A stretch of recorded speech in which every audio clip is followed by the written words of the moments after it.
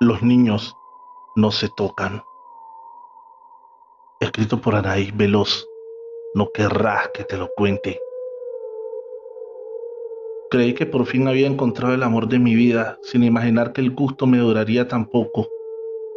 Hace 4 meses conocí a Ramiro en un bar. Solía asistir a ese sitio junto con mis amigas por lo menos 2 veces al mes, pues entre el trabajo, los niños y la casa me merecía un rato de distracción, o al menos eso creía. No pude haber estado más equivocada. Mi esposo se había marchado 5 años atrás, pues el muy desgraciado se fue a Estados Unidos buscando una vida mejor para mí y los niños. Le dije que tenía miedo, que no podría con mis hijos sola y con la bebé que venía en camino, a lo que él me respondió que no me preocupara, que sería incapaz de dejar a sus hijos sin padre, que solo eran unos meses, pues regresaría a conocer a su hija.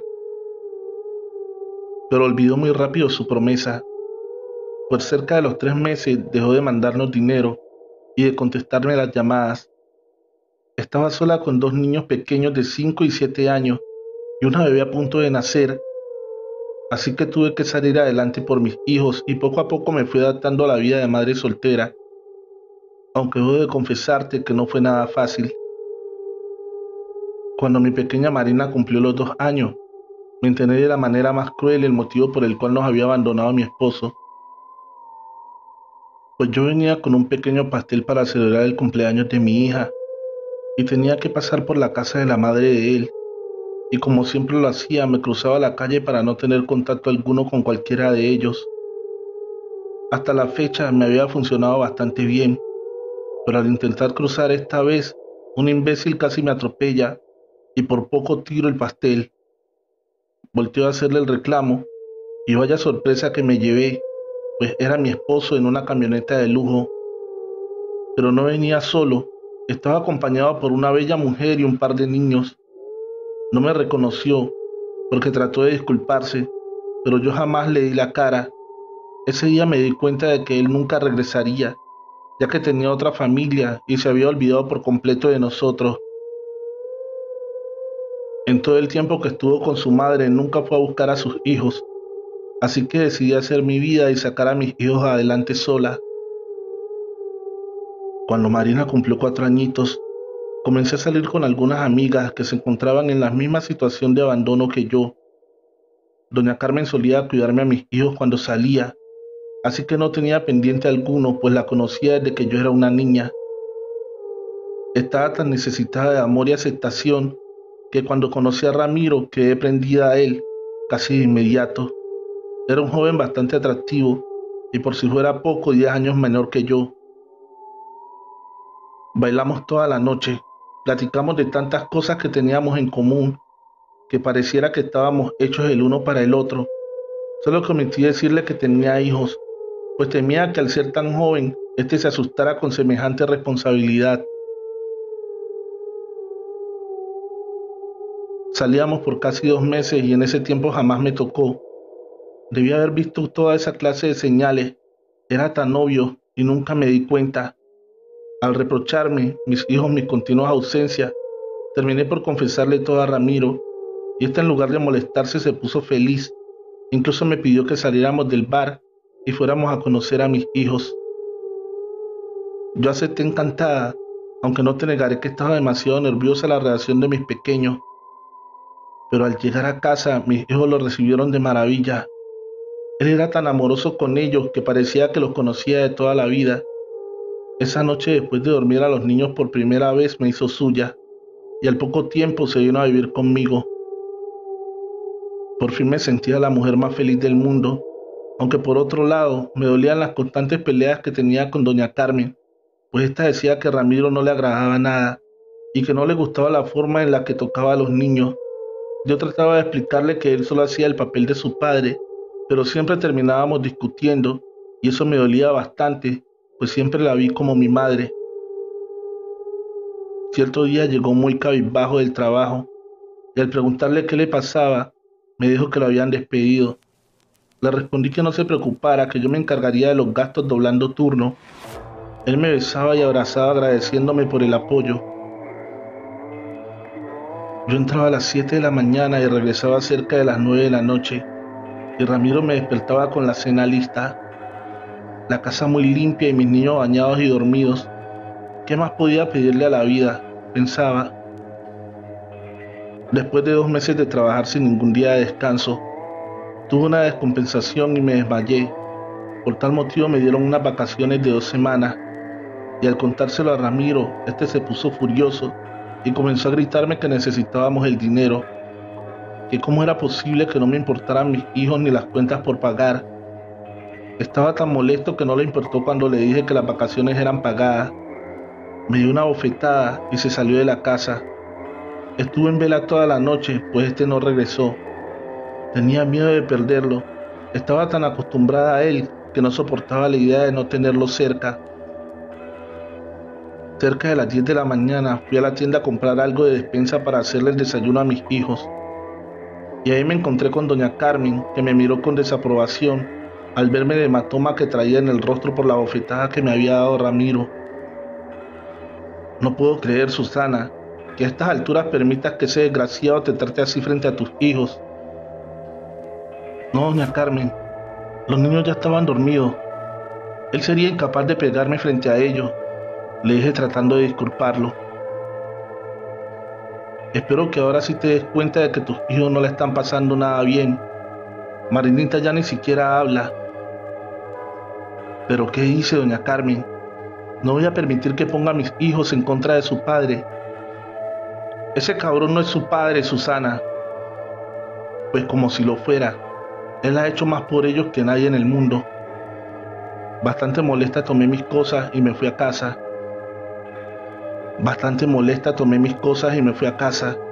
Al llegar los niños seguían dormidos, así que al acercarme a despertar a Pablito, le pude notar bastantes moretones en los brazos, pues este se encontraba descobijado. Algo extrañada levanté su playera muy despacio, cuidando de no despertarlo, y quedó horrorizada, pues en todo su pecho traía la sangre molida, como cuando te besan y succionan con mucha fuerza. Traté de ahogar mi llanto, pues aún tenía que revisar a mis otros hijos. Me acerqué a la cama de Juanito y no se encontraba mejor, pues tenía las mismas marcas que Pablito. Te juro que sentía que el corazón se me salía del pecho del solo imaginar ver a mi Marinita en las mismas condiciones que sus hermanos. No pude entrar sola a su recámara, así que fui a decirle a doña Carmen lo que acababa de ver. Te lo dije, Susana, que ese tipo no me gustaba para nada. ¿Y Marina cómo está? No lo sé, doña Carmen. No me atrevo a ver a mi hija. Vamos, muchacha, tenemos que revisarla. Pero no haga ruido. No que se despierten los niños. Así que doña Carmen se acercó a la cama de Marina y al levantar las sábanas, esta pegó un tremendo grito ensordecedor. ¡Una ambulancia, Susana! ¡Rápido, una ambulancia! ¿Pero qué pasa, doña Carmen? Muévete, muchacha, que se nos muere esta niña. Saqué mi celular y como pude pedí una ambulancia. Estos llegaron casi de inmediato. Lo llevé hasta la habitación de mi hija y al quitarle las cobijas nos encontramos con la más aterradora escena. El cuerpo de mi pequeña estaba sobre un gran charco de sangre y podía ver cómo se le iba la vida mientras los paramédicos le daban los primeros auxilios. Nos fuimos detrás de la ambulancia, doña Carmen, los niños y yo, pero nadie quería darnos razón sobre el estado de mi hija.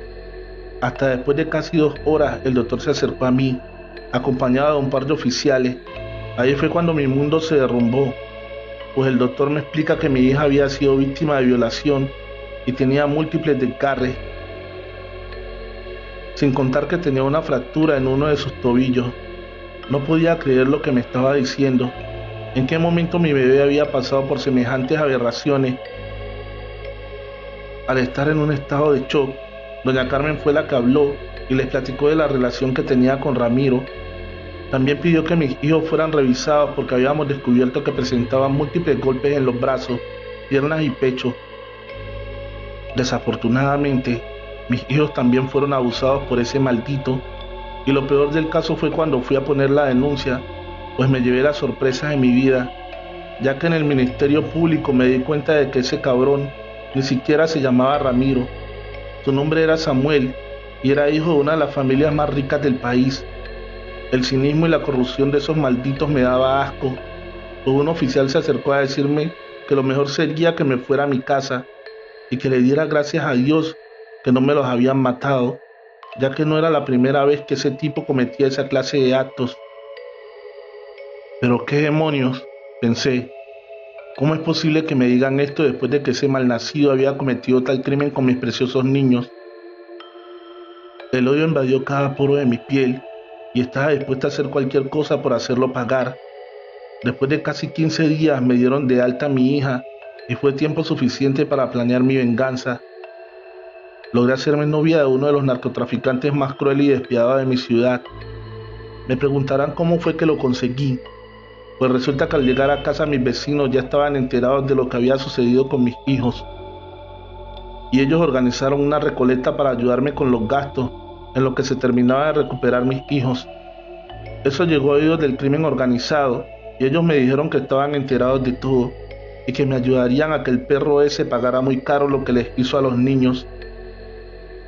Que no me preocupara por nada, que muy independiente de lo que ellos hacían tenían un código inquebrantable. Los niños no se tocan. Y él había quebrantado el más importante de sus códigos. Estuvieron trabajando para tratar de localizarlo y mientras lo hacían, Julio siempre estuvo al pendiente de nosotros. Dejaba gente que nos cuidara y quien se encargara de la limpieza de mi casa. Incluso contrató una enfermera que era quien le hacía las curaciones a Marina y al poco tiempo Julio me confesó su amor. Debo de ser sincera en esta parte, pues yo jamás volvería a enamorarme de nadie a raíz de lo sucedido con mis hijos. Pero acepté tener una relación con él por conveniencia, por buscar la venganza de mis hijos. Por fin lograron encontrarlo después de 4 meses de búsqueda. Este maldito se había ido del país con ayuda de su familia, y es lo que solía hacer cada que cometía sus crímenes de pedofilia. Yo algo preocupada le comentaba a Julio que temía que nuevamente el gobierno se negara, a lo que él me respondió entre risas que el gobierno solo obedecía a sus órdenes. Me pidió que le diera unas horas, pues su gente lo tenía en una de las casas de seguridad. ¿Y dónde fue que lo encontraron?, pregunté curiosa. Al cabrón lo localizamos cuando iba saliendo del aeropuerto. Mi gente tuvo un pequeño enfrentamiento con sus escoltas, pero no te preocupes, Susana, yo me encargaré de todo. Julio se fue a encontrarse con ese tipo, y para mí cada minuto parecían horas. Estuve tentada varias veces en llamarlo, pero temía que mi llamada arruinara todo, así que esperé pacientemente. Cerca de las 10 de la noche, Julio regresó bastante serio. Le pedí que me contara qué era lo que estaba pasando, y él en un tono bastante serio se limitó a decir: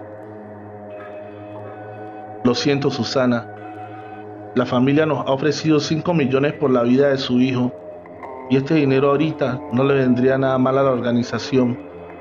Al escuchar aquellas palabras, sentí que mi mundo se me derrumbaba nuevamente. Te pedí que lo matara, le gritaba entre lágrimas, pero tú lo único que hiciste fue negociar con el sufrimiento de mis hijos. Lárgate, Julio, no quiero volver a verte. Espera, Susana, quedamos en un acuerdo. Él irá preso por 5 años. ¿Y tú crees que ese castigo es suficiente para el daño tan grande que nos hizo? Claro que sí, si me dejaras explicarte. No quise saber más nada y le pedí que se fuera de mi casa y de mi vida, que no lo quería volver a ver jamás cerca de mí o de mis hijos. Él con lágrimas en los ojos me dijo que tarde que temprano entendería el por qué había hecho las cosas de esa manera.